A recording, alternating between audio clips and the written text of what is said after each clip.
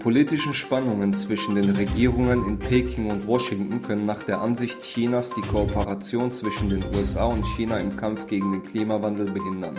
Die gemeinsamen Bemühungen beider Seiten gegen die globale Erwärmung seien zwar eine Oase inmitten der Streitigkeiten beider Länder, teilte Außenminister Wang Yi nach einem virtuellen Treffen mit John Kerry am Mittwoch mit. Aber um die Oase herum ist eine Wüste und die Oase könnte sehr bald verödet sein, sagte er. Die chinesisch-amerikanische Zusammenarbeit beim Klimawandel könne nicht von anderen diplomatischen Fragen getrennt werden.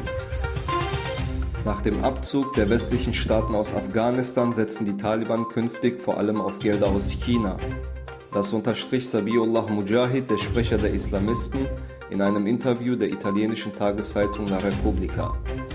China ist unser wichtigster Partner und bedeutet für uns eine grundlegende und außergewöhnliche Chance, denn es ist bereit zu investieren und unser Land neu aufzubauen, so der Sprecher. Angesichts neuer US-Militärhilfe für die Ukraine hat Russland ein Waffenembargo gegen das Nachbarland gefordert. Die internationale Gemeinschaft müsse anerkennen, dass es in der Ostukraine einen Bürgerkrieg gebe, sagte die Sprecherin des russischen Außenministeriums Maria Sacharow. Aufgrund von Lieferengpässen hat Tesla letzten Monat in Shanghai die Produktion für 4 Tage eingestellt. Die Auswirkungen der Corona-Krise zeigen sich auch dementsprechend auf dem Elektronikmarkt und können jederzeit Lieferengpässe verursachen.